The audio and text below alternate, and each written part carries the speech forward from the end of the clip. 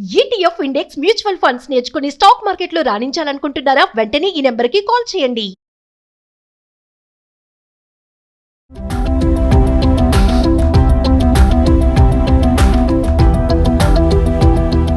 నమస్తే, welcome back to Suman TV. Present మనతో పాటు ఉన్నారు అనలిస్ట్ మందర్ కృష్ణారెడ్డి గారు. నమస్తే సార్. నమస్తే అమ్మా.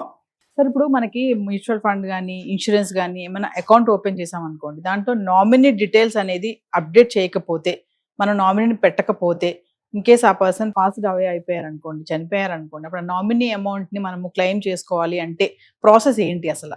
భారతదేశంలో అన్క్లెయిమ్డ్ అమౌంట్ అన్క్లెయిమ్డ్ అమౌంట్ అంటే సక్రమంగా నామినీ వివరాలని పర్ఫెక్ట్గా నమోదు చేయకపోవడం వల్ల బ్యాంకుల్లో కానీ ఇన్సూరెన్స్ కంపెనీల్లో కానీ అలాగే మ్యూచువల్ ఫండ్ లాంటివన్నీ ఇంకా అనేక రకాల ఖాతాల లోపల వసూలు చేయబడ్డ డబ్బులు కోట్ల రూపాయలు, కోట్ల కొద్ది రూపాయలు, వేల కోట్ల రూపాయలు బ్యాంకుల్లో పడి మూలుగుతున్నాయి, ఆయా ఖాతాల్లో పడి మూలుగుతున్నాయి.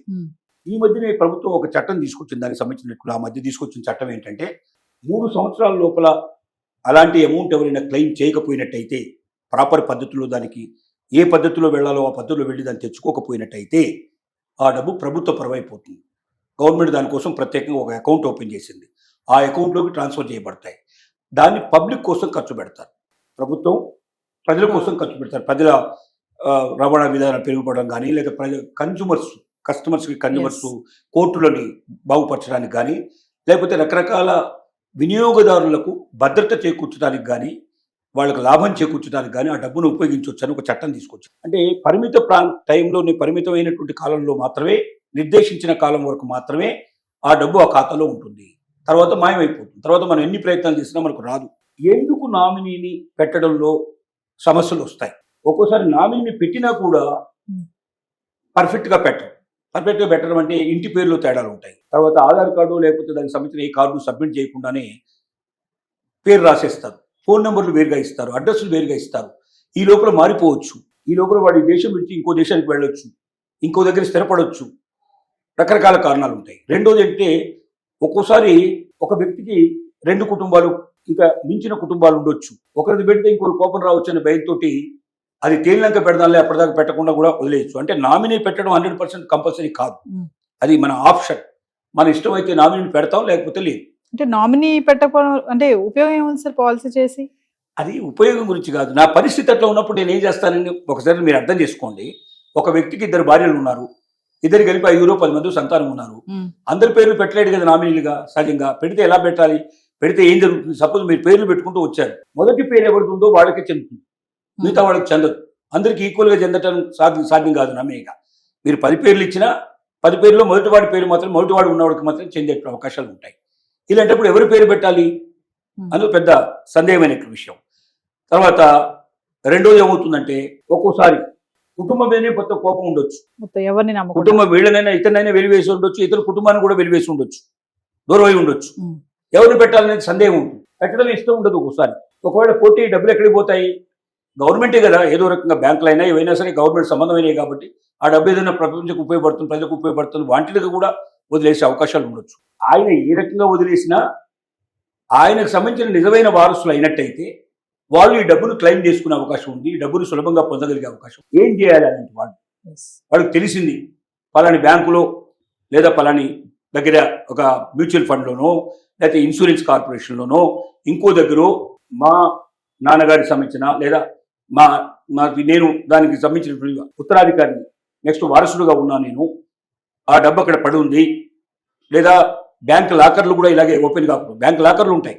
లాకర్లో కూడా మనం నామినీని పెట్టుకోవచ్చు. పెట్టుకుంటే ఏమవుద్ది, మనం ఒకవేళ మనిషి చనిపోతే ఆ మనిషి చనిపోయిన తర్వాత అతను బ్యాంకు రాకపోవడం లేదా ఇంకా జరిగిపోతుంది కదా.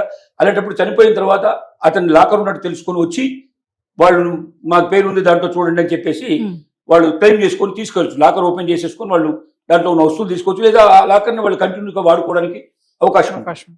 సో ఇలాంటి ఒక గొప్ప అవకాశం ఉన్నటువంటి పరిస్థితుల్లో కొంతమంది మతిమరుపు వల్ల కూడా చేయరు. బ్యాంకింగ్ చేసేటప్పుడు మీరు నామినీ కావాలి పెట్టుకోండి అని చెప్పి వాళ్ళు అక్కడ ఇచ్చిపోతారు ఫామ్స్. కాసేపు అయిన తర్వాత వాళ్ళు వస్తారు, తీసేసుకుంటారు, వాళ్ళు అకౌంట్ ఓపెన్ చేసేస్తారు. వాళ్ళు పెద్దగా నామినీ ఉందా లేని కూడా గ్రహించరు కొంతమంది.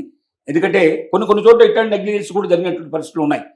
కొన్నిసార్లు కొట్టువేతలు చేయడం, సరిగ్గా అర్థం కాకపోవడం, నెంబర్లు మారిపోవడం, అడ్రస్లు మారిపోవడం, ఆ మనిషిని ఎక్కడున్నదో ఐడెంటిఫై చేయలేని పరిస్థితి ఏర్పడటం, వీళ్ళకి అసలు అకౌంట్ ఉన్నట్టుగా వాళ్ళకు తెలియదు, వాళ్ళు ఎక్కడున్నారో వీళ్ళకు తెలియదు. తెలియదు. ఇలాంటి కమ్యూనికేషన్స్ చాలా వస్తుంటాయి. నామినీని పర్ఫెక్ట్గా పెట్టడం ముఖ్యం. ఎవరైనా నామినీ పెట్టినప్పుడు వాళ్ళ ఆధార్ కార్డు డీటెయిల్స్తో సహా ఇచ్చినట్టయితే, ఆధార్ నెంబర్తో సహా ఇచ్చినట్టయితే, ఫోన్ నెంబర్ కూడా కరెక్ట్గా ఇచ్చినట్టయితే, మెయిల్ ఐడి కూడా కరెక్ట్గా ఇచ్చినట్టయితే, ఏ ఒక్కటి తప్పినా ఇంకొక ద్వారా వాళ్ళకి తెలుసుకోవడానికి అవకాశం ఉంటుంది. బ్యాంక్ వాళ్ళు ఇన్ టైంలో ఇన్ఫర్మేషన్ ఇచ్చేసి వాళ్ళని పిలిచి వాళ్ళకి ఇచ్చేస్తారు అవకాశం. అది ఒక మొట్టమొదటి చేయాల్సిన పని. రెండోది, ఒకవేళ నామినీ పేరే దాంట్లో లేకుండా చనిపోయారు, అప్పుడు ఏం చేయాలి మనం? అది ఉన్నట్టుగా తెలుసు, మనకి అకౌంట్ ఉన్నట్టుగా తెలుసు, కానీ నామినీలో మన పేరు లేదు, మనం ఎట్లా తీసుకోవాలి?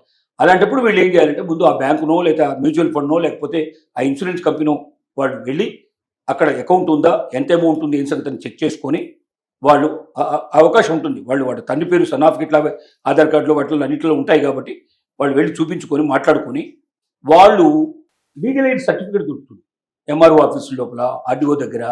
ఒకళ్ళు అక్కడ తేడా వస్తే కలెక్టర్ దగ్గరికి వెళ్ళైనా సరే వాళ్ళు లీగల్ ఎయిడ్ సర్టిఫికేట్ తీసుకోవచ్చు. అంటే ఇది ఎవరెవరు ఆ ఇంట్లో ఎంతమంది పుట్టారంటే ఆయనకు సంబంధించిన వారసులు ఎవరు, ఆయన తదనంతరం ఎవరు దాన్ని హక్కులు అనుభవించడానికి ఆస్తి అవకాశం ఉందనేది లీగల్ ఎయిడ్ సర్టిఫికేట్ అనేది కామన్గా అందరికీ దొరుకుతుంది. ఇది పల్లెటూళ్ళ దగ్గర నుంచి మొదలు పెడితే సిటీస్లో దాకా. సిటీస్లో అయితే మనం ఎక్కువగా మున్సిపల్ ఆఫీసులు, ఇక్కడ కూడా మనకి ఎంఆర్ఓ ఆఫీసులు ఉంటాయి, వాటిని మనం కన్సిడర్ ఆశ్రయిస్తే మన రికార్డ్ అంతా అక్కడ ఉంటుంది. బర్త్ సర్టిఫికేట్ దగ్గర నుంచి మొదలు పెడితే వాటిలో డీటెయిల్స్ తీసుకొని వాళ్ళు దాని ప్రకారంగా వారసులు, కొడుకు, బిడ్డ ఇట్లా ఏమేమి ఉన్నాయో, ఎంతమంది ఉన్నారో అంతమంది సంబంధించిన పేర్లు, భార్య పేరు ఇట్లా ఉంటే మొత్తం ఇస్తారు కంప్లీట్గా. దాని ప్రకారంగా మిగతా వాళ్ళందరితో సమ్మతి తీసుకొని ఇతనికి ఇచ్చేయండి, ఇతని పేరు మీద మేము అందరం పంచుకుంటాం, దానికి వారసులు మేమని చెప్పి ఆథరైజ్ చేస్తూ ఒక లెటర్ ఇచ్చినట్టయితే 5 లక్షల రూపాయల లోపల ఉండేటువంటి క్లెయిము బ్యాంకుల్లో కానీ, మ్యూచువల్ ఫండ్లో కానీ, ఇన్సూరెన్స్ కంపెనీలో కానీ ఎక్కడైనా క్లెయిమ్ చేసుకునే అవకాశం ఉంది. ఒకవేళ 5 లక్షల కన్నా మించినట్టయితే వారసుల సర్టిఫికెట్, అంటే ఉత్తరాధికారి ఎవరైతే ఉన్నారో, అంటే లీగల్ ఎయిడ్ అనేటువంటి సర్టిఫికెట్ డిపార్ట్మెంట్ నుంచి తీసుకుంటే సరిపోదు, కోర్టు నుంచి తీసుకోవాలి.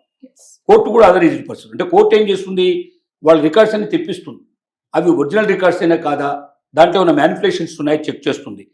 100% కోర్టు ద్వారా ఈ వీళ్ళే నామినీసు అని కరెక్ట్గా తెలిసే పద్ధతి లోపల ఇన్ఫర్మేషన్ ఇస్తుంది. అలాగా వచ్చినటువంటి వారసులకు సంబంధించిన సర్టిఫికేట్ తీసుకొస్తూ మిగిలిన వారసులు కూడా ఉన్నట్టయితే వాళ్ళందరి చేత కూడా అభ్యంతరం లేదని చేయడం, వచ్చిన దాన్ని అందరిని సమానంగా పంచుకోవడం అన్నట్టు ఏదైనా అందరు కలిసి ఒక ఆలోచనకు వచ్చి ఆ సర్టిఫికేట్ తీసుకొచ్చి అక్కడ సబ్మిట్ చేసినట్టయితే ఆ డబ్బు వాళ్ళ అకౌంట్లోకి వెళ్తుంది. లేకపోతే పరిమిత టైం ఉండి ఆ తర్వాత అది ఆటోమేటిక్గా వేరే అకౌంట్లోకి మారిపోతుంది, గవర్నమెంట్కి వెళ్ళిపోతుంది. ఆ తర్వాత మనం ప్రయత్నం చేసినా కూడా ₹1 రాదు. ఇలా కోట్ల రూపాయలు, వేల కోట్ల రూపాయలు ప్రతి సంవత్సరం బయటకు వస్తున్న డబ్బు అన్ని డిపార్ట్మెంట్లో అన్ని చోట్ల కలుపుకుంటే more than 1,000 crores every year కూడా అన్క్లెయిమ్డ్ అమౌంట్ ఉంటుంది. కాబట్టి ప్రతి ఒక్కరూ జాగ్రత్త పడాలి. ముందుగా మీరే నామినీ పెట్టగలిగే అవకాశం ఉన్నప్పుడు, నామినీ లేకుండా ఇప్పుడు కూడా ఫామ్స్ ఫిలప్ చేయకూడదు. కోపం ఉంటే ఉండొచ్చు, కానీ మీది ఎవరికో పోయే బదులుగా, ఎక్కడికో వెళ్ళే బదులుగా మీ వారసులు ఎవరికో చెందితే మీరు సంతోషపడతారు కదా. మీ ఇష్టం వచ్చిన వాళ్ళ పేరే పెట్టండి.